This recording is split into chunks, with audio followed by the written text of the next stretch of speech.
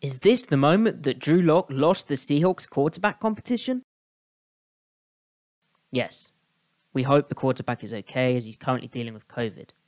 Nevertheless, his game 1 of the preseason fumble against the Pittsburgh Steelers feels like the pivotal moment of the Seahawks QB comp. Welcome to another Matty F video breakdown. Let's get to the tape. It may seem strange that this clean blindside hit on Lock was the quarterback's fault himself. After all, how can a passer have eyes in the back of his head to recognise and avoid a free blitzer? And why didn't running back Darwin Thompson block the spare man going after Lock? The answer is simple. Football is a numbers game.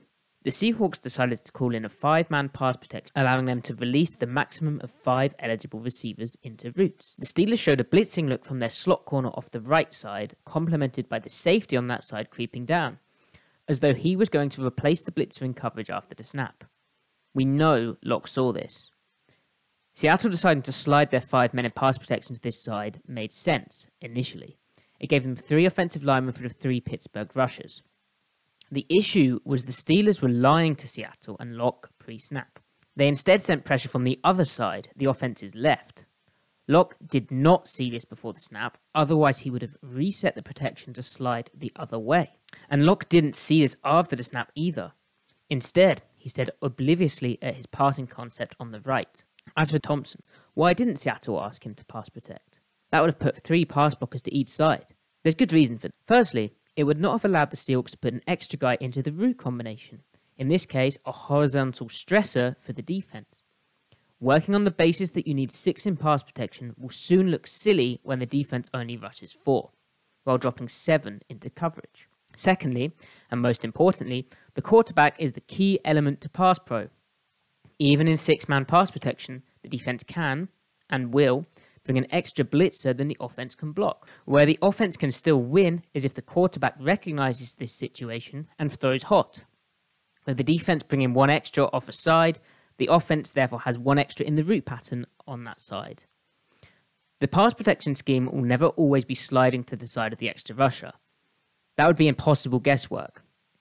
Yet the quarterback, by throwing hot, can still punish the defense for blitzing. He is part of the protection scheme, as Lock's mistake demonstrated. In this instance, Thompson was the hot read. Indeed, the running back looked to make himself available to the quarterback as soon as possible, turning his head around quickly. If Lock had known the blitz was coming off this side, he would have hit Thompson for a nice blitz beater to start the drive. Lock's rival for the starting quarterback position, Geno Smith, had a beautiful hot throw early in the game. But before we get to that, let me tell you about my Substack. Everyone seems to be doing a Substack at the moment, and I can see why. I'm able to get my Seahawks analysis and content delivered right into your email inbox. So, my 2022 Seahawks coverage will be found at Seahawks on Tape. You can subscribe for free, but you'll access the real good stuff for $7 a month with a $70 a year discount. Thanks. So back to Smith's hot throw. It came hitting running back Kenneth Walker to beat the pressure scheme, and it got rewarded with a first down. Drew Lock has shown that he can throw hot too. In fact, he did it earlier in the very same game.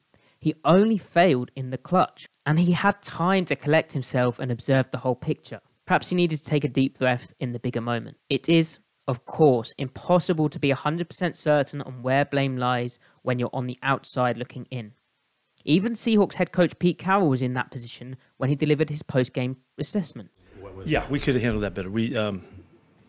I want to get clarification exactly what the call was up front, but it looked like it was a hot off the edge, and he needed to see it and didn't see it. But I guess until then, that's possibly what happened. I don't have the clarification yet on whether we made the call to pick it or not. Carroll, needing to gain clarification, saw it the same way as me. Actual confirmation arrived via Lock himself, where the quarterback took the blame for both of the issues. Yeah, I'll always be honest up here. Yeah, I could have handled that better. Could have flipped the pro, could have played it hot. As a quarterback, you're always able to fix those things, and I'll always take it on the chest, and I could have been better there. He was the unaccounted for guy, I assume, that whole play. Yep. Before the snap, he could have reset the protection to the left. During the play, he should have seen the extra spare rusher coming from his left and thrown the hot route. Can you lose a quarterback battle in week 1 of the preseason? Of course not. But there are 2 very important things to Pete Carroll that apply here. Protecting the football and winning a game in the fourth quarter. Those are Carroll-isms. Why is it that a horrible turnover feels impending in Lock's game? Trust can be built over time, but in similar fashion it can be lost very quickly, just like Lock's sack fumble is damaging. In contrast, Geno Smith marched down the field on his 2-minute drill just fine, finishing with a touchdown. Pete Carroll described the drive as a beautiful job and just the way you want to do it. And Smith, after watching the tape, did fine against the Bears and was really let down by his lesser supporting cast. Lock, on the other hand, in Pittsburgh, turned the ball over after not playing the quarterback position correctly. Given Lock was unable to suit up in Game 2 versus the Chicago Bears, which was meant to be his big chance of the Wands, he will get another shot in Game 3 versus the Dallas Cowboys. However, with less tape, the Pittsburgh game is only amplified for Lock. And the overall takeaway from the loss to the Steelers is that both quarterbacks played well, showing promising signs. For Lock, though, it's a big shame that his last impression was a truly bad one. Obviously, we hope he's okay after his bout with COVID. Some things are much more important than football, but the margin for error is even slimmer, and unfortunately that Steelers moment sticks in the mind. Thanks for watching this Matty F Brown video breakdown. Please do like, comment and subscribe. You can also check out this video I did on Seahawks cornerback Tariq Woolen and his college tape. He's already working on a lot of the things I identified in this video. And don't forget to check out my Substack, Seahawks on Tape, where you can find all of my Seahawks analysis and content, and it's going to really start to ramp up. Thank you.